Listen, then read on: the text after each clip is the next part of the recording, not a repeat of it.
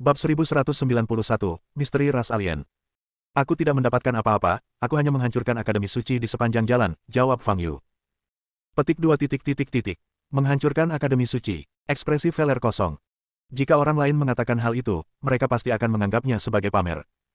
Namun yang berbicara adalah Fang Yu yang mampu membunuh dan menghancurkan roh secara instan.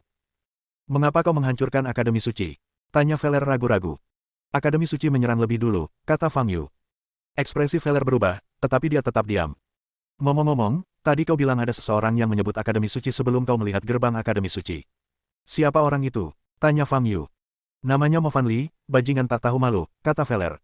Kau mengenalnya? Mo Fan. Fang Yu belum pernah mendengar nama ini sebelumnya. Dia masuk Akademi Suci dan bahkan membual tentang hal itu kepadaku setelah keluar, tetapi aku sudah tidak bertemu dengannya selama bertahun-tahun. Dia mungkin sudah meninggal sekarang, kata Veler. Sepertinya kau tidak terlalu menyukai orang ini. Tanya Fang Yu. Mata Veler dipenuhi rasa jijik. Melihat Veler tampak enggan untuk berbicara lebih lanjut, Fang Yu berhenti bertanya. Setelah berpikir sejenak, dia berkata, ada satu hal lagi yang ingin saya tanyakan kepada Anda. Ada apa? Tanya Veler, ekspresinya melunak secara signifikan. Apakah kau tahu sesuatu tentang ras alien? Tanya Fang Yu. Ras alien. Begitu mendengar nama itu, ekspresi Veler langsung berubah. Dia melirik sekeliling secara naluriah. Ada apa? Tanya Fang Yu sambil sedikit menyipitkan matanya. Kita benar-benar tidak bisa terlalu banyak membicarakan ras alien, kata Veler, dengan sedikit rasa takut tersembunyi di matanya. Fang Yu melihat rasa takut di mata Veler, dan sebuah pikiran terlintas di benaknya.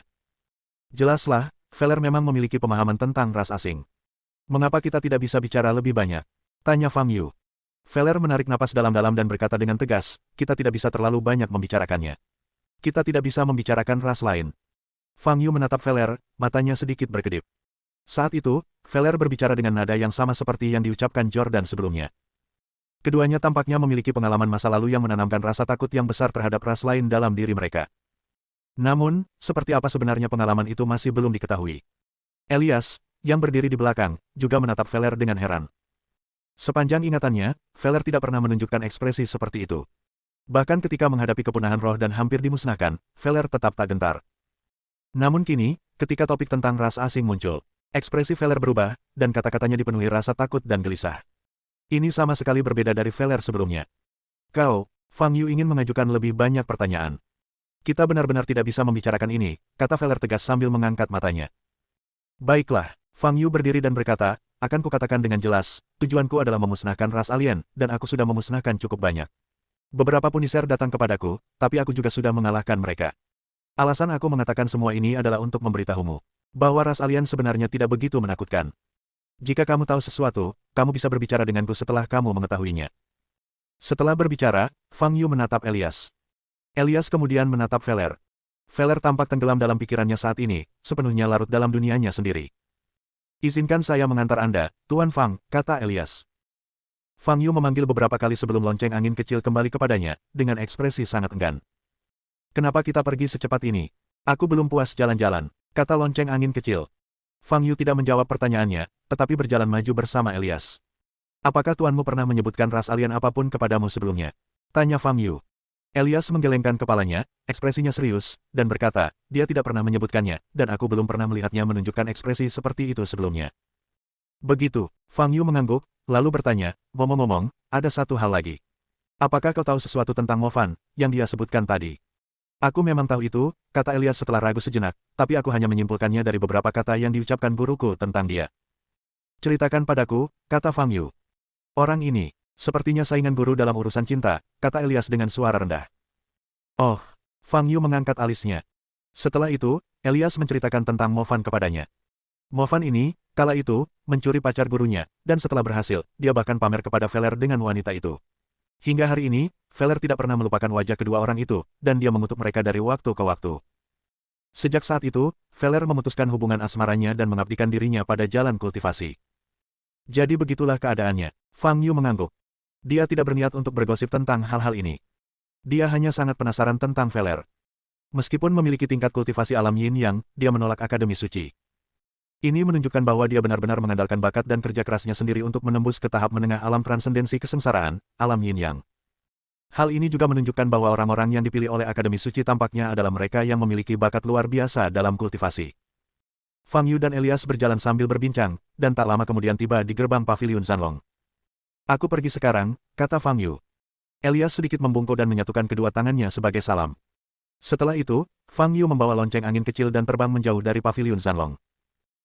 Tuan, pemandangan di sini cukup indah. Dari udara, kata lonceng angin kecil. Tidak apa-apa, jawab Fang Yu dengan santai, karena sedang memikirkan hal lain. Keduanya melanjutkan perjalanan ke depan, berniat untuk kembali ke wilayah pusat Beidou. Lonceng angin kecil itu terus melihat ke sekeliling. Beberapa menit kemudian, dia tiba-tiba melihat ke tanah di sebelah kirinya dan berseru kaget, "Guru, ada lingkaran sihir yang beroperasi di sini."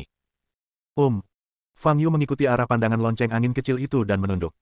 Ternyata memang ada lingkaran sihir. Namun, ketika Fang Yu melihat area tempat lingkaran sihir itu berada, matanya sedikit berkedip. Ini adalah sebuah pemakaman. Kuburan itu dikelilingi pagar kayu, dan sebuah prasasti batu berdiri di pintu masuknya. Beberapa kata terukir di lempengan batu tersebut. Daxilin, makam Wan Jie. Di samping 6 karakter besar ini, terdapat deretan karakter yang lebih kecil. Tulisan kecil tersebut menunjukkan bahwa mereka yang dimakamkan di pemakaman ini adalah para kultivator muda dari berbagai sekte di dalam hutan barat raya, atau para tetua atau anggota sekte yang telah mencapai akhir masa hidup mereka. Singkatnya, mereka yang bisa memasuki pemakaman ini adalah tokoh-tokoh terkemuka di dunia sekte. Lingkaran magis yang dirasakan oleh lonceng angin kecil itu ada di pemakaman ini, meliputi seluruh pemakaman. Tapi ada yang tidak beres. Masalahnya adalah susunan ajaib ini tidak dirancang untuk melindungi dari penyusup. Fungsinya, lingkaran sihir ini sepertinya menyerap sesuatu. Lonceng angin kecil berhenti dan bertanya, sambil menopang dagunya di tangannya. Sebagai roh, lonceng angin kecil adalah seorang ahli dalam susunan sihir. Dalam hal penguasaan susunan sihir, dia bahkan mungkin melampaui Fang Yu. "Apa yang sedang kau serap?" tanya Fang Yu. "Aku tidak bisa memberitahu. Aku harus masuk dan mengalaminya sendiri sebelum aku bisa tahu," kata lonceng angin kecil. "Kalau begitu, mari kita masuk dan melihat-lihat," kata Fang Yu. "Bukankah ini bukan ide yang bagus?" kata lonceng angin kecil. "Bukankah tujuan pemakaman adalah untuk memungkinkan orang masuk dan memberikan penghormatan?" Fang Yu mengangkat alisnya dan berkata. Jadi, dia dan lonceng angin kecil itu mendarat dan berjalan masuk ke pemakaman melalui pintu masuk. Begitu melewati pemakaman, Fang Yu dapat merasakan dengan jelas kekuatan susunan sihir samar yang menyapu seluruh tubuhnya. Setelah memasuki pemakaman, lonceng angin kecil berjalan cepat ke depan, lalu berjongkok di tanah dan memainkan sesuatu. Setelah beberapa saat, dia berlari maju lagi, meletakkan tangannya di atas batu nisan, dan dengan lembut mengusapnya. Fang Yu ingin mengingatkannya bahwa apa yang dilakukannya agak tidak sopan. Melihat lonceng angin kecil itu sepertinya sedang berpikir, Fang Yu tidak berbicara. Beberapa menit kemudian, lonceng angin kecil tampaknya telah sampai pada kesimpulan dan berlari ke arah Fang Yu. Namun tepat pada saat itu, wuss! Cahaya hitam memancar dari samping, membawa aura yang sangat tajam. Targetnya tak lain adalah lonceng angin kecil itu. Lonceng angin kecil itu bahkan belum bereaksi, apalagi menghindar. Pedang tajam yang diselimuti energi hitam itu melesat menuju dahi Xiao Fengling. Klik! Pisau itu tiba-tiba berhenti hanya 1 cm dari dahi Xiao Fengling yang mulus. Sebuah kekuatan luar biasa yang tak terlihat menguncinya di udara. Mendesis. Bilahnya sedikit bergetar, seolah berusaha melepaskan diri dari penahannya. Sementara itu, aura hitam di permukaan bilah pedang terus dipancarkan keluar. Bang! Namun, kekuatan luar biasa yang menyelimuti bilah pedang itu tiba-tiba meningkat tajam di detik berikutnya. Pisau tajam itu seketika berubah menjadi bubuk. Bab 1192, Susunan Misterius. Pada saat itu, lonceng angin kecil tersadar dan berlari ke arah Fang Yu sambil berteriak. Boom! Namun sedetik kemudian, tanah di bawah kaki lonceng angin kecil tiba-tiba meledak. Lonceng angin kecil itu tidak menghindar dan terbang ke atas, mendarat tepat di depan Fang Yu. Dia segera bangun, wajah dan pakaiannya dipenuhi lumpur. Tuan, lonceng angin kecil memeluk kaki Fang Yu dengan ekspresi tersinggung. Fang Yu menoleh dan melihat ke sebelah kirinya. Sesosok anggun muncul di depan sebuah batu nisan. Awalnya, tidak ada seorang pun di tempat itu. Wanita itu memiliki rambut hitam panjang dan lurus yang menjuntai hingga pinggangnya. Dia mengenakan gaun yang mirip dengan Chong Sam, yang sangat ketat dan menonjolkan bentuk tubuhnya yang sempurna. Demikian pula, wajahnya cukup lembut, dengan riasan tipis dan bibir merah gelap, membuatnya tampak sangat memikat dan menggoda. Terutama matanya yang memikat, sungguh sangat memesona. Wanita seperti itu, hanya dengan berdiri di depan Anda, dapat membuat banyak pria tak mampu berpaling. Namun, Fang Yu tetap tanpa ekspresi, matanya berbinar dingin. Dia pernah melihat satu sebelumnya yang secara alami berpenampilan menarik. Itu adalah Livia, murid Diana. Wanita di hadapan saya juga memiliki mata yang begitu memikat. Namun kita tidak bisa mengatakan dia terlahir seperti itu, ada kemungkinan juga bahwa wanita ini mempraktikkan seni merayu. Aura kultivasi wanita ini tidak lemah, dia seharusnya berada di atas tahap integrasi, dan sangat mungkin di tahap Mahayana. Kenapa kau bertindak seperti itu? Tanya Fang Yu dingin.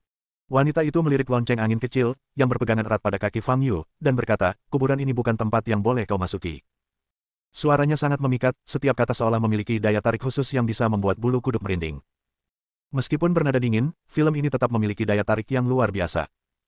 Fang Yu hampir yakin bahwa wanita ini pasti telah berlatih ilmu rayuan. Namun, seni rayuan yang bisa mempengaruhi lebih dari 90% pria sama sekali tidak berpengaruh pada Fang Yu. Apakah kau pemilik pemakaman ini? Fang Yu tersenyum, tetapi senyumnya sangat dingin. Ekspresi wanita itu sedikit berubah. Dia menyadari bahwa Fang Yu tampaknya sama sekali tidak terpengaruh oleh kemampuan rayuannya. Kuburan ini, tentu saja aku tidak memilikinya, tapi itu tidak berarti kau bisa masuk sesuka hatimu, kata wanita itu dingin. Secercah cahaya dingin terpancar dari matanya yang memikat. Apa tujuan dari susunan sihir di sini? Fang Yu menundukkan kepala dan dengan lembut menepuk kepala lonceng angin kecil. Lonceng angin kecil menengadahkan kepalanya, melirik wanita itu, dan cemberut, susunan sihir ini menyerap semacam aura dari tulang-tulang di dalam peti mati di bawah tanah itu. Setelah mendengar kata-kata itu, Fang Yu tetap diam, tetapi wanita di kejauhan itu mengubah ekspresinya. Gadis kecil ini, ternyata benar-benar mengetahui tujuan dari lingkaran sihir yang dia tinggalkan di sini. Fang Yu mengangkat kepalanya, menatap wanita itu, dan berkata, sepertinya kau telah melakukan beberapa hal yang mencurigakan di sini. Sekte-sekte utama hutan barat raya tidak menyadari bahwa kau menodai jasad para pahlawan mereka, bukan? Wajah wanita itu sedingin es saat dia berkata, sekarang kau sudah tahu rahasia ini. Maka jangan pernah berpikir untuk hidup. Begitu selesai berbicara, wanita itu mengangkat kedua tangannya. Aura hitam terpancar dari tubuhnya. Kabut hitam menyebar ke tanah dan kemudian dengan cepat menerjang ke arah Fang Yu. Fang Yu tetap tenang dan melangkah ringan ke depan dengan kaki kanannya. Bang! Semburan energi sejati keluar dari ujung kakinya, melesat menuju wanita di kejauhan. Energi hitam yang menyerang Fang Yu dihempaskan oleh energi sejati ini. Ekspresi wanita itu sedikit berubah, dan dia menghilang dengan cepat. Boom! Batu nisan di belakangnya meledak. Wanita itu menghilang tanpa jejak. Fang Yu segera berbalik. Bas! Pada saat itu, wajah wanita itu muncul di hadapan mata Fang Yu. Ini sudah sangat dekat. Aroma unik tercium oleh hidung Fang Yu. Wanita itu menjilati bibir merahnya, senyum mengerikan muncul di wajahnya. Saat menghadapi kultivator pria, gerakan ini hampir pasti akan membunuh. Aroma yang memikat, dipadukan dengan pesona menggoda yang merasuk seketika. Tak ada pria yang bisa menolak. Wanita itu mengangkat tangan kirinya yang ramping dan putih, dan kuku-kuku hitamnya tiba-tiba memanjang, menjadi sangat tajam, seperti 5 bilah pisau. Dia perlahan mengulurkan tangan kirinya ke arah dada kiri Fang Yu, ke arah jantungnya. Aku ingin memakan jantungmu, apakah itu tidak apa-apa? Kata wanita itu dengan nada yang sangat menggoda. Saat dia berbicara, tangan kirinya mengepal, dan kelima kuku jarinya yang sangat panjang, seperti bor, hendak menusuk jantung Fang Yu. Maaf, tidak. Pada saat itu, Fang Yu tiba-tiba berbicara. Ekspresi wanita itu berubah, dan dia hendak mendongak. Memukul. Namun sedetik kemudian, Fang Yu menamparkan pipi wanita yang sempurna itu. Klik. Kekuatan pukulan itu sangat besar. Kepala wanita itu berputar 360 derajat. Anda bisa mengetahuinya dari suara yang terdengar di lehernya. Tamparan Fang Yu menghancurkan tulang lehernya. Namun wanita itu tidak meninggal. Namun, Fang Yu tidak berhenti sampai di situ. Dia mencengkeram kepala wanita itu dan membantingnya ke tanah. Bang! Kepala wanita itu membentur tanah dengan bunyi gedebuk yang tumpul. Namun ini baru permulaan. Fang Yu mengangkatnya lagi, lalu menekannya kembali ke bawah. Bang! Bang! Bang! Wanita itu menjerit kesakitan, tubuhnya kejang-kejang. Setelah beberapa kali benturan beruntun, Fang Yu kembali mencengkeram kepala wanita itu. Pada saat itu, wanita tersebut sudah tidak dapat dikenali lagi dan tampak mengerikan. Namun dia tidak meninggal. Ada yang tidak beres, pikir Fang Yu dalam hati. Fang Yu meraihnya dan melemparkannya ke udara. Kemudian, dia mengangkat telapak tangan kanannya dan melepaskan energi sejatinya. Boom! Tubuh wanita itu terbentur keras di udara, terlempar puluhan meter sebelum jatuh dengan keras ke tanah. Saat itu, dia masih bernapas. Namun jelas bahwa ia sudah tidak mampu melawan lagi, ia hanya tergeletak di tanah dengan anggota tubuhnya yang sedikit berkedut. Fang Yu tidak berhenti, dan mengulurkan tangan kanannya ke depan. Wuss! Tubuh wanita itu kembali melayang ke arah Fang Yu. Fang Yu mengangkat kaki kirinya dan menendang wanita yang terbang itu dengan keras. Bang! Dengan tendangan itu, wanita itu mengeluarkan jeritan terakhirnya saat tubuhnya meledak di udara. Potongan-potongan anggota tubuh berhamburan kemana-mana. Ini seharusnya cukup untuk membantumu membalas dendam, kan? Tanya Fang Yu, sambil melihat lonceng angin kecil yang tersembunyi di belakangnya. Lonceng angin kecil menyeka kotoran dari wajahnya dan mengangguk dengan marah. Fang Yu menoleh dan melihat ke depan. Pada saat itu, tubuh wanita yang meledak itu berubah menjadi gumpalan asap hitam dan menghilang ke udara. Tatapan Fang Yu menjadi dingin saat dia mengangkat telapak tangan kanannya. Mendesis. Api merah menyala membakar kabut hitam. Dalam hitungan detik, semua asap hitam itu hangus terbakar. Wanita ini bukanlah orang yang sebenarnya. Fang Yu tetap tanpa ekspresi. Dia menoleh ke samping, ke tepi pemakaman. Dia hanya memasuki pemakaman karena penasaran ingin melihat-lihat. Namun wanita ini menyerang secara langsung, dan bahkan melukai lonceng angin kecil. Karena itu, aku juga akan menghancurkan lingkaran sihirmu. Mata Fang Yu sedingin es, dan cahaya merah berkedip di pupil matanya. Saat ini, di depan mata air pegunungan di bagian selatan Xinjiang Utara. Seorang pria dan seorang wanita duduk saling berhadapan, mata mereka terpejam. Jika Fang Yu ada di sana, dia pasti akan mengenali wanita ini. Sebagai wanita dari kuburan itu. Engah. Tiba-tiba, wanita itu batuk dan memuntahkan seteguk darah. Pria yang duduk di seberangnya langsung membuka matanya. Ada apa? Tanya pria itu. Salah satu klonku. Telah hancur, kata wanita itu, sambil menyeka darah dari sudut mulutnya, wajahnya pucat pasi. Bahkan aura aslimu, tanya pria itu, matanya sedikit menyipit. Ya, kalau tidak, jati diri saya yang sebenarnya tidak akan terpengaruh, jawab wanita itu. Saat keduanya berbicara, ekspresi wanita itu berubah lagi. Saat itu, ekspresi pria itu tampak tegas. Wanita itu menatap pria tersebut, matanya yang indah dipenuhi kengerian, dan berkata, susunan besar Yin Yuan yang kubangun di makam Wan Jie juga telah hancur. Siapakah itu? Mata pria itu berkilat dengan niat membunuh yang berbahaya saat dia bertanya dengan marah. Wanita itu memejamkan matanya dan berkata, itu seorang pria yang tampak masih muda. Dan ada seorang gadis kecil bersamanya. Pria itu tiba-tiba berdiri, auranya meledak keluar dan menjadi tak terkendali. Beraninya kau menyakitiku. Aku, Mo Fan, akan membunuh bajingan ini. Kata pria itu dingin. Aura yang dipancarkannya meledak, menyebabkan tanah di sekitarnya bergetar. Wanita itu segera berdiri, memeluk pria itu, dan berkata dengan lembut, Mo Fan, jangan marah, aku baik-baik saja. Untuk sekarang, mari kita pergi ke Beidou dan bertemu dengan Wezi dan Taois Jiang. Melalui Wezi, kita dapat dengan mudah mengetahui segala sesuatu tentang pemuda ini. Belum terlambat untuk membalas dendam setelah itu. Dengan kata-kata menenangkan dari wanita itu, napas Mo Fan menjadi jauh lebih tenang. Dia memeluk wanita itu, menciumnya, dan mencibir, karena formasi besar Yin Yuan telah dihancurkan, kita juga harus pergi ke hutan barat raya. Dan selagi di sana, temui musuh-musuhku yang telah dikalahkan. Saat berbicara, Mo Fan sepertinya teringat sesuatu, dan karena tak mampu menahan tawannya, ia menyeringai. Kau mau, Mo Fan, kau nakal sekali. Wanita itu memukul dada Mo Fan dengan bercanda. Keduanya berlama-lama di pegunungan untuk beberapa saat, seolah melupakan apa yang telah terjadi sebelumnya. Kemudian, keduanya melakukan perjalanan bersama, meninggalkan pegunungan dan menuju ibu kota di utara. Bab 1193, Kedatangan orang-orang dari keluarga Jiang. Setelah menghancurkan susunan sihir di makam Wan Jie, Fang Yu membawa lonceng angin kecil dan meninggalkan Dasilin, lalu kembali ke Beidou. Sepanjang jalan, lonceng angin kecil tampak cemberut, wajah kecilnya mengerut. Meskipun dia tidak terluka, suasana hatinya sedang buruk. Hari ini akhirnya aku bisa keluar dan bermain dengan pemilikku. Tapi sebelum aku cukup bersenang-senang, aku harus pulang.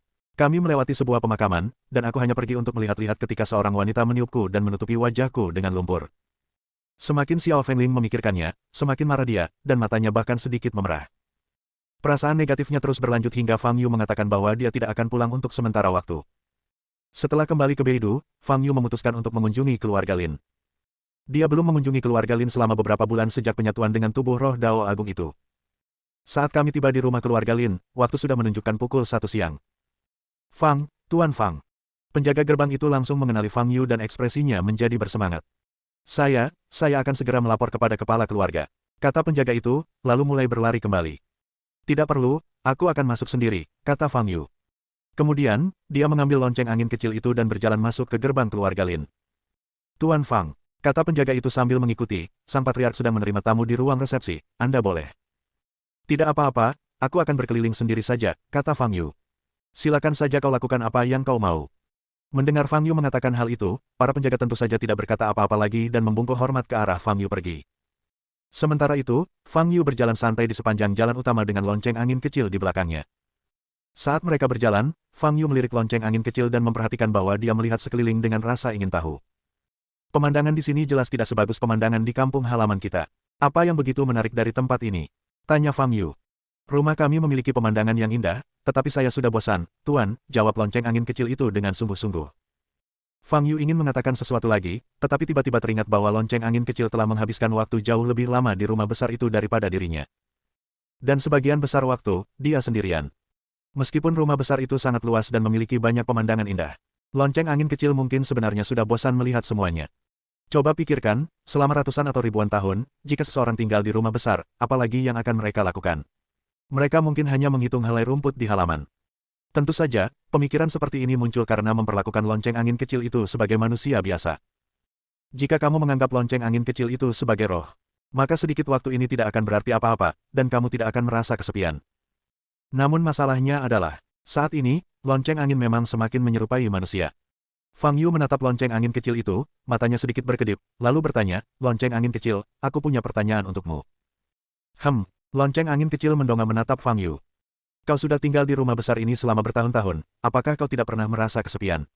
Tanya Fang Yu. Petik 2 titik titik titik. Kesepian. Lonceng angin kecil tampak sedikit bingung dengan kata itu. Ia menopang dagunya di tangannya dan bertanya, "Tuan, apa arti kesepian?" Petik 2 titik titik titik. Ini sangat membosankan. Apapun yang kulakukan, aku selalu sendirian. Terkadang aku menemukan sesuatu yang menarik, tetapi aku tidak bisa menceritakannya kepada siapapun, jadi bahkan hal-hal yang menarik pun menjadi membosankan. Kira-kira seperti itulah rasanya, kata Fang Yu. "Oh, kalau begitu aku pasti kesepian," jawab lonceng angin kecil dengan tegas. Tuan sudah tidak kembali selama bertahun-tahun, aku sangat bosan. Aku sering bermimpi tentang kepulangan Tuan." "Bermimpi?" tanya Fang Yu dengan terkejut. "Ya, benar." Lonceng angin kecil mengangguk dengan tenang. Pada saat itu, Fang Yu terdiam. Dia menatap lonceng angin kecil itu, matanya dipenuhi dengan keterkejutan yang mendalam. Sejujurnya, jika dia tidak memiliki prasangka sebelumnya, dia akan kesulitan mengaitkan lonceng angin kecil itu dengan lonceng angin peribulan. Sepertinya Little Lin Chaim adalah seorang gadis kecil dengan keterampilan yang sangat tinggi dalam susunan sihir, dan tidak ada hubungannya dengan artefak sihir. Lonceng angin kecil itu sendiri tampaknya telah lupa bahwa dia adalah roh. Apa yang sedang terjadi? Mata Fang Yu berkedip. Secara historis, belum pernah ada preseden di mana roh dari suatu benda menjadi manusia. Meskipun lonceng angin peribulan dinilai sebagai artefak sihir tingkat semi-dewa pada saat itu, Fang Yu sebenarnya mengumpulkan cukup banyak artefak sihir tingkat semi-dewa, dengan lonceng angin peribulan sebagai satu-satunya pengecualian. Saat mereka sedang berpikir, Fang Yu dan lonceng angin kecil sudah tiba di gedung keluarga Lin. Saat Fang Yu berjalan memasuki ruang tamu utama, lamunannya tersadar. Berbeda dari biasanya, saat ini tidak ada seorang pun di ruang keluarga utama keluarga Lin. Mereka semua ada di aula resepsi. Tamu macam apa yang membutuhkan resepsi semewah ini? Fang Yu berpikir sejenak, lalu berbalik dan menuju ke aula resepsi. Aula resepsi juga berada di gedung keluarga Lin, tetapi letaknya di samping. Bahkan sebelum mendekat, Fang Yu sudah bisa merasakan beberapa aura kultivator yang berbeda. Terdapat total 9 kultivator, 6 diantaranya berada pada tahap integrasi, termasuk 3 di puncak tahap integrasi, 2 di tahap menengah, dan 1 di tahap awal. Terdapat pula 3 aura yang lebih tinggi dari tahap integrasi, dan semuanya seharusnya berada di tahap Mahayana. Setelah merasakan ke-9 aura tersebut, mata Fang Yu sedikit berkedip. Zaman benar-benar telah berubah. Ini disebut sebuah era, tetapi kenyataannya, perubahan-perubahan tersebut hanya terjadi dalam beberapa bulan saja. Semuanya berubah setelah Fang Yu secara misterius mengaktifkan bola roh super raksasa di dalam atmosfer. Sebelum energi spiritual pulih, jumlah kultivator yang mampu mencapai alam Mahayana sepanjang musim panas mungkin dapat dihitung dengan jari tangan. Setelah kebangkitan energi spiritual, hanya dalam beberapa bulan, para praktisi di alam Mahayana bermunculan seperti jamur setelah hujan. Situasi ini telah sepenuhnya melampaui masa kejayaan terlama yang pernah dialami Fang Yu di dunia kultivasi. Pada saat yang sama, hal ini juga membuat para penganut Mahayana menjadi sangat murah. Ketika Fang Yu pertama kali bertarung melawan Xiu Tao, dia sangat menghargai kesempatan itu, karena takut jika dia membunuh Xiu Tao terlalu cepat, dia tidak akan bisa menikmati sensasi pertempuran tersebut. Namun kini, alam kenaikan agung tidak lagi membangkitkan minat Fang Yu. Satu-satunya alam yang mungkin menarik minatnya adalah alam Yin Yang atau yang lebih tinggi. Saya pikir setelah menyerang Bai Wuyai, akan terjadi pertempuran besar. Di luar dugaan, lelaki tua Bai Wuyai tidak memiliki keinginan untuk berkelahi dan malah berbalik untuk melarikan diri. Oleh karena itu, pertemuan itu benar-benar sia-sia. Sama sekali tidak ada keuntungan yang diperoleh. Fang Yu, sambil membawa lonceng angin kecil, perlahan berjalan ke sudut, tetapi tidak sampai ke pintu ruang tamu. Dia tidak ingin mengganggu pertemuan keluarga Lin dengan para tamu. Namun, dia sangat penasaran dari keluarga mana ke-9 aura yang dilepaskan secara terang-terangan dan sengaja itu berasal, dan apa tujuan mereka datang ke keluarga Lin. Fang Yu menarik lonceng angin kecil, yang masih berusaha berjalan maju, dan memberi isyarat agar dia diam. Di dalam aula resepsi, Lin Zengqiong duduk di kursi kepala, dan seorang pria lain duduk di kursi tamu di sebelahnya. Di deretan kursi di belakang mereka duduk 8 tamu lainnya. Ke-9 orang ini semuanya mengenakan jubah biru muda, dengan karakter Jiang tercetak di dada mereka. Beidou, keluarga Jiang. Dari pihak keluarga Lin, lebih dari selusin anggota inti hadir, termasuk generasi muda Lin Zengqiong dan Lin Zilan. Saat itu, Lin Zilan sedang menunduk, wajahnya tanpa ekspresi. Duduk di hadapannya adalah seorang pemuda tampan dari keluarga Jiang, yang menatap Lin Zilan dengan penuh semangat yang tak tersian embunyikan di matanya. Entah mengapa, keduanya tidak berbicara. Meskipun Lin Zengqiong tersenyum tipis, alisnya sedikit berkerut, dan ekspresinya agak serius. Pria yang duduk di sebelahnya, dengan kumis, tersenyum. Saudara Lin, dulu, halder kami sama sekali tidak cukup baik untuk putri keluarga Lin Anda, jadi tentu saja kami tidak berani melamar Anda. Tapi sekarang, pria itu melirik anggota keluarga Lin di hadapannya, tersenyum, dan berkata, keluarga Jiang kami tidak berani mengatakan bahwa kami telah menjadi keluarga papan atas, tetapi kami masih merupakan pasangan yang cocok untuk keluarga Lin Anda. Setelah mendengar kata-kata ini, ekspresi anggota keluarga Lin semuanya sedikit berubah. Makna di balik kata-kata itu cukup jelas, bahkan mengandung sedikit sindiran. Lin Zengqiong menatap pria di depannya dengan ekspresi muram. Mereka sebelumnya memiliki hubungan kerjasama dengan keluarga Jiang. Saat itu, keluarga Jiang paling banter hanyalah keluarga kelas menengah di Beidou, dan dianggap sebagai anggota junior dari keluarga Lin. Selama bertahun-tahun, keluarga Lin dan keluarga Jiang telah menjaga hubungan baik, dan keluarga Lin telah banyak membantu keluarga Jiang. Dengan bangkitnya kembali energi spiritual, kekuatan keluarga Jiang tiba-tiba meningkat secara drastis. Kemudian, mereka pergi untuk melamar. Aura kultivasi yang dipancarkan oleh 9 anggota keluarga Jiang di hadapan mereka sudah cukup untuk menghancurkan keluarga Lin. Keluarga Jiang memang lebih kuat daripada keluarga Lin sekarang, itu adalah fakta yang tak terbantahkan. 9 dari mereka datang ke pintu kami hari ini, dan mereka sengaja memamerkan tingkat kultivasi mereka, niat mereka sangat jelas. Mereka ingin membentuk aliansi pernikahan dengan keluarga Lin, menyatukan halder, kebanggaan keluarga Jiang, dengan Lin Zilan. Bab 1194, tak kenal takut dan tak gentar. Sejujurnya, bahkan jika Lin Zengqiong setuju, Lin Zilan tidak akan setuju untuk bersama halder. Dia sangat mengenal kepribadian putrinya. Selain Kendo, tidak ada hal lain yang saya pedulikan. Sangat tidak mungkin bagi Lin Zilan untuk menjadi istri orang lain. Selain itu, Lin Zilan masih berlatih teknik pedang yang diajarkan Fang Yu kepadanya. Lin Zengqiong tahu bahwa karena Fang Yu mengajarkan ilmu pedang Lin Zilan, dia pada dasarnya adalah murid Fang Yu. Dalam keadaan seperti itu, perjodohan ini seharusnya tidak disetujui dalam keadaan apapun. Tetapi, keluarga Jiang datang dengan kekuatan besar hari ini, tidak menunjukkan tanda-tanda menyerah sampai mereka berhasil. Bagaimana kita harus menangani hal ini? Memikirkan hal itu, Lin Zengqiong menghela napas lagi. Pada generasi beliau, keluarga Lin benar-benar telah mengalami kemunduran. Kesenjangan generasi semakin melebar, dan tidak ada penerus yang potensial. Sebelum kebangkitan energi spiritual, mereka masih mampu menduduki peringkat kedua di antara 8 keluarga besar, yang sebenarnya disebabkan oleh fondasi mereka sebelumnya. Faktanya, keluarga Lin sudah berada dalam kondisi kemunduran yang pesat pada saat itu. Dunia luar menempatkan keluarga Lin di peringkat kedua, tetapi kenyataannya, kekuatan keluarga Lin mungkin tidak jauh lebih kuat daripada 4 keluarga yang berada di peringkat di bawah mereka. Seandainya Fang Yu tidak muncul, situasi keluarga Lin akan jauh lebih buruk. Kini, dengan bangkitnya kembali energi spiritual, kelemahan keluarga Lin saat ini telah sepenuhnya terungkap. Banyak keluarga yang sebelumnya berstatus rata-rata atau bahkan di bawah rata-rata telah memanfaatkan kebangkitan energi spiritual untuk bangkit dengan cepat dan mencapai peningkatan yang luar biasa. Namun, peningkatan yang dialami keluarga Lin terbilang biasa-biasa saja. Di antara generasi muda, selain Lin Zengsu dan Lin Zilan, yang lainnya terlalu biasa saja dalam hal bakat. Kekuatan mereka tidak sebanding dengan kebangkitan energi spiritual. Keluarga Lin hanya bisa menyaksikan tanpa daya ketika banyak keluarga bangsawan, yang sebelumnya jauh lebih rendah kedudukannya dari mereka, dengan cepat melampaui mereka. Terobosan Lin Zengsu baru-baru ini di tahap fusi telah memberikan sedikit kenyamanan psikologis bagi Lin Zengqiong. Namun, ketika keluarga Jiang datang mengetuk pintu, mereka memberi keluarga Lin kejutan yang tidak menyenangkan. Mereka membawa Halder, yang saat ini menduduki peringkat kedua dalam peringkat surgawi dan telah mencapai puncak tahap integrasi. Ini adalah perbandingan yang paling jelas. Lin Zengsu, anak ajaib nomor 1 keluarga Lin, baru saja memasuki tahap integrasi. Halder dari keluarga Jiang, yang lebih muda dari Lin Zengsu, telah mencapai puncak tahap fusi. Benar. Lin Zengqiong merasa semakin tertekan saat memikirkannya, dan menghela napas dalam hati. Dalam situasi ini, hanya Fang Yu yang bisa membantu mereka. Namun, Fang Yu sudah lama tidak muncul, dan lagi pula, Fang Yu sudah banyak membantu keluarga Lin sebelumnya. Keluarga Lin benar-benar tidak bisa meminta bantuan Fang Yu untuk setiap hal kecil.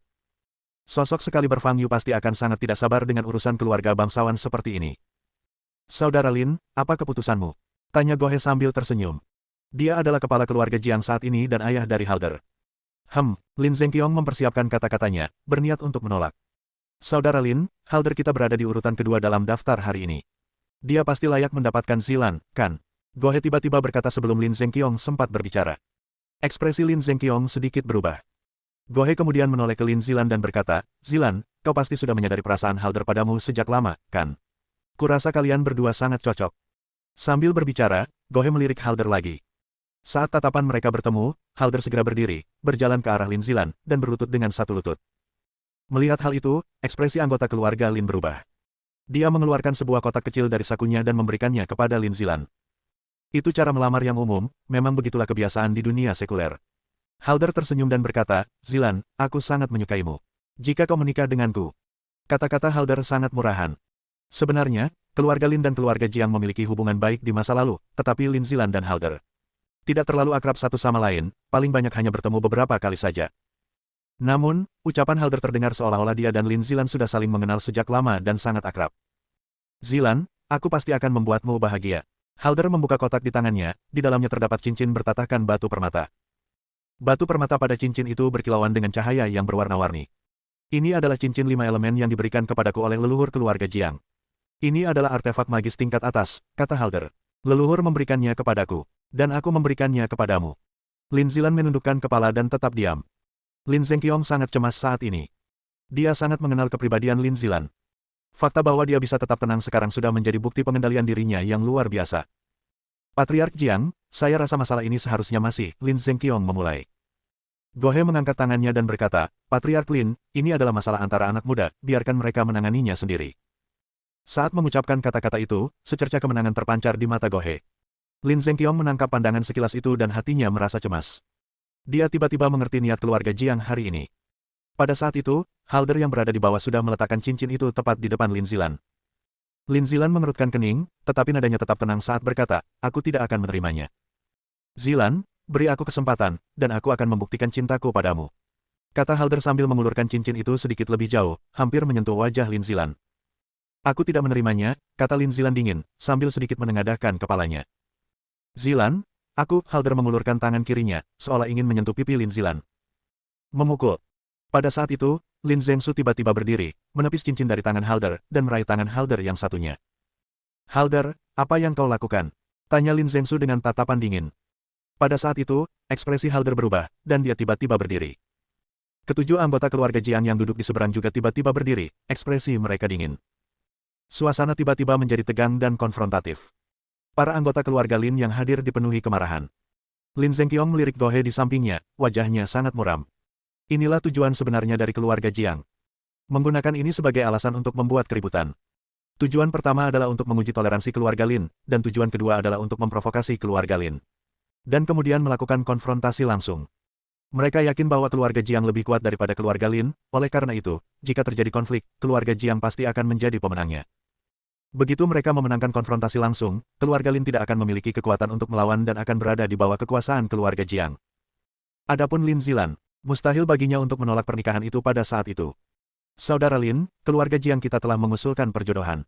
Kau bisa menolak, jadi mengapa harus bertindak? Kata Gohe dengan tatapan sinis di matanya. Gohe, kamu, kata Lin Zengqiong dengan ekspresi muram. Sepertinya keluarga Lin kalian terbiasa bersikap angkuh dan sombong, atau kalian meremehkan keluarga Jiang kami. Gohe berkata perlahan, karena kalian tidak menghormati kami, maka hari ini kami akan membuat keluarga Lin kalian menghadapi kenyataan. Bang! Gohe membanting tangannya ke meja dan berdiri tiba-tiba. Anggota keluarga Jiang lainnya melepaskan aura kultivasi mereka. Mereka benar-benar ingin bertindak. Para anggota keluarga Lin yang hadir merasa marah sekaligus khawatir. Kesembilan orang yang dikirim oleh keluarga Jiang telah sepenuhnya melampaui anggota keluarga Lin manapun dalam hal tingkat kultivasi dan kekuatan. Mereka tidak bisa melawan balik. Begitu perkelahian pecah, hanya akan ada satu hasil, kekalahan. Oh iya, aku ingat keluarga Linmu telah bersekutu dengan tokoh berpengaruh. Pergi dan undang Fang Yu. Gohe tertawa terbahak-bahak. Lin Zengqiong mengepalkan tinjunya dan menatap tajam Gohe. Kau tidak bisa membujuk Fang Yu untuk datang, kan? Aku sudah menyelidikinya. Fang Yu sudah menghilang selama 4 bulan. Dia mungkin sudah terluka parah dan meninggal, kan? Gohe tertawa terbahak-bahak. Itulah akibat dari menyinggung terlalu banyak orang. Tanpa pendukung yang berpengaruh ini, keluarga Linmu itu apa? Berani-beraninya kau menyentuh putraku. Gohe sangat arogan. Sebenarnya, dia tahu bahwa runtuhnya keluarga Wang dikabarkan merupakan ulah Fang Yu yang terluka parah. Namun, Fang Yu belum muncul dalam 3 bulan terakhir. Itu satu poin.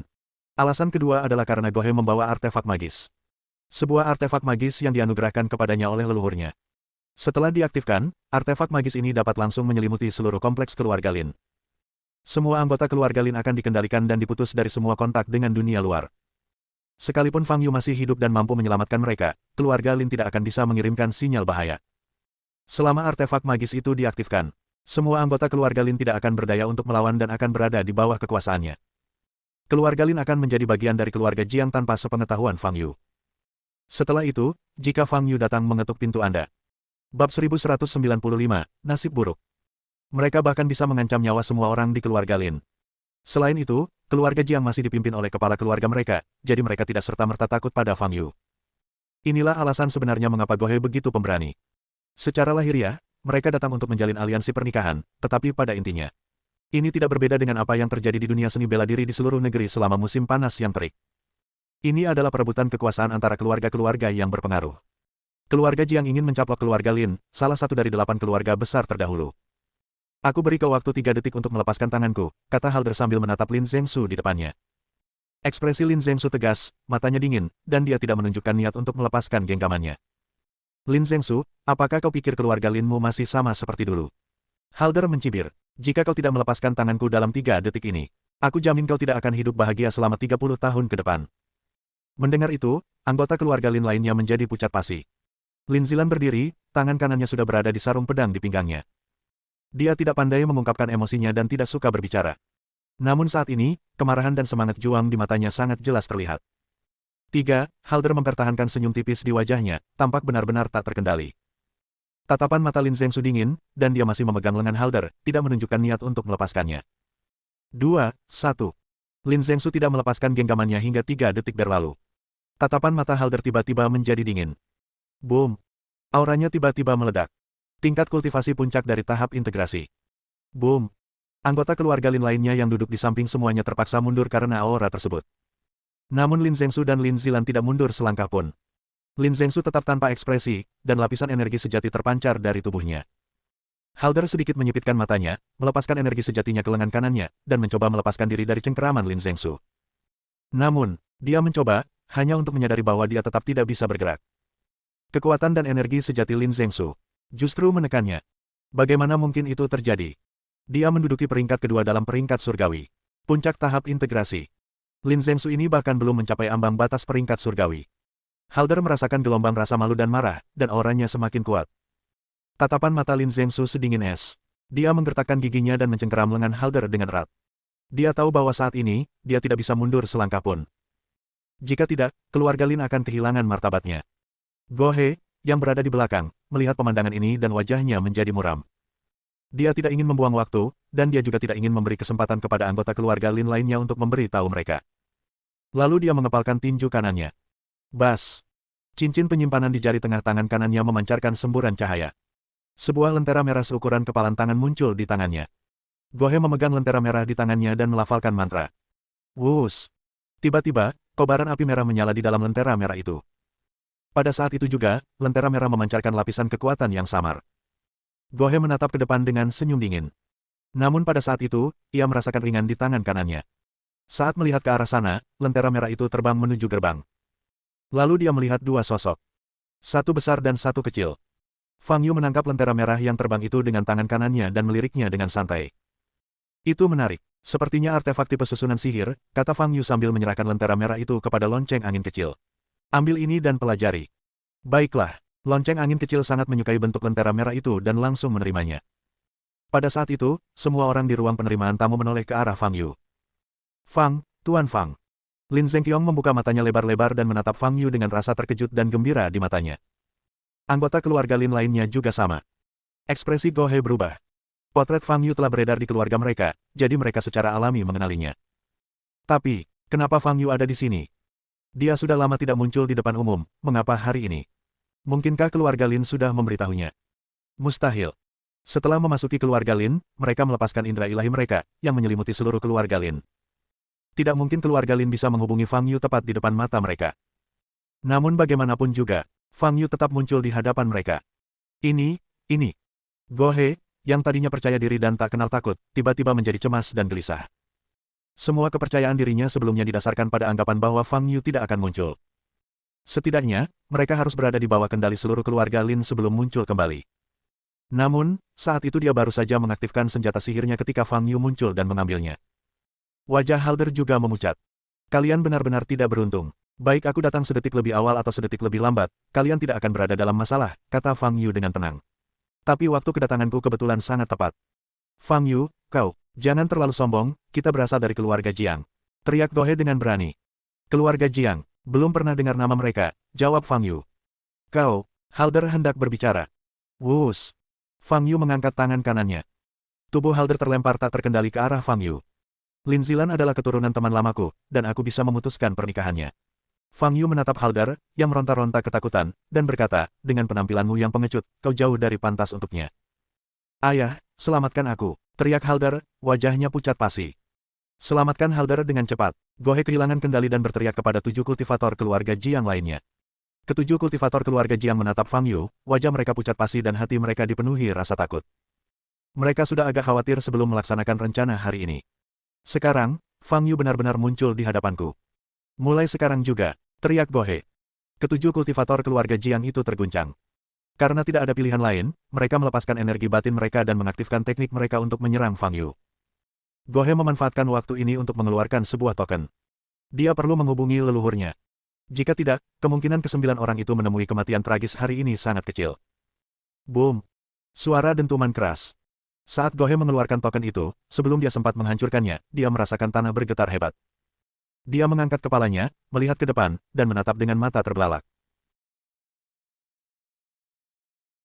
Ketujuh kultivator keluarga Jiang yang menyerbu ke arah Fang Yu semuanya terhempas ke tanah. Ketujuh kultivator keluarga Jiang masing-masing menciptakan satu dari 7 lekukan tersebut. Keberadaan mereka lenyap dalam sekejap. Gohe membuka matanya lebar-lebar dan menatap kultivator keluarga Jiang yang paling dekat dengannya. Dari posisinya, dia bisa melihat kondisi biksu itu. Seluruh tubuhnya lemas seperti karet, terkulai dan terpelintir dalam posisi yang aneh, darah mengalir dari mulutnya, matanya terbuka lebar. Ini menunjukkan bahwa tulang mereka telah hancur sepenuhnya. Di antara mereka terdapat 2 tetua dengan tingkat kultivasi alam Mahayana. Namun mereka langsung tewas tertembak. Kaki Gohe gemetar saat dia menatap Fang Yu di depannya. Kemarilah. Fang Yu mengangkat tangan satunya lagi. Ah! Gohe tersapu oleh kekuatan yang sangat besar dan terlempar ke arah Fang Yu, menjerit kesakitan. Engah! Kini, baik ayah maupun anak Jiang telah jatuh ke tangan Fang Yu. Aku penasaran, mengapa kau begitu berani? Tanya Fang Yu. Kami tahu kami salah, kumohon lepaskan kami. Gohe menangis dan memohon belas kasihan, ingus dan air matanya mengalir di wajahnya, bagian bawah tubuhnya benar-benar basah kuyup. Adegan ini sangat kontras dengan sikap agresifnya sebelumnya. Fang Yu tidak berbicara, tetapi tangannya memancarkan semburan cahaya. Dalam sekejap, Fang Yu mengumpulkan semua fragmen ingatan kedua orang itu. Dalam ingatan kedua orang ini, Fang Yu melihat seorang pria dengan rambut panjang berwarna hitam pekat. Sang kepala keluarga Jiang, Daois Jiang. Alasan mengapa kekuatan keluarga Jiang melesat adalah karena orang ini. Kumohon, lepaskan kami, teriak Halder. Baiklah, aku akan membiarkanmu pergi, kata Fang Yu. Detik berikutnya, Fang Yu melonggarkan cengkeramannya lalu membanting tangannya ke dantian ayah dan anak itu. Engah! Ayah dan anak Jiang itu batuk mengeluarkan seteguk darah dan jatuh tersungkur. Keduanya tergeletak di tanah, darah masih mengalir dari mulut mereka, tetapi mereka sudah kehilangan kesadaran. Pada saat yang sama, budidaya mereka lenyap tanpa jejak. 2 pukulan telapak tangan Fang Yu menghancurkan semua kerja keras yang telah mereka curahkan dalam kultivasi hidup mereka. Saat itu, ruang resepsi benar-benar sunyi. Para anggota keluarga Lin yang hadir masih dalam keadaan linglung. Keluarga Jiang jatuh terlalu cepat. Mereka bahkan tidak menyadari apa yang sedang terjadi. Kirim semua orang ini kembali dan buang mereka di depan gerbang keluarga Jiang, kata Fang Yu kepada Lin Zengqiong. Ya, saya mengerti, jawab Lin Zengqiong, tersadar dari lamunannya. Fang Yu menatap Lin Zengsu dan melangkah maju. Kebangkitan kembali energi spiritual telah membuat banyak orang biasa menjadi sangat gembira, kata Fang Yu. Bersambung.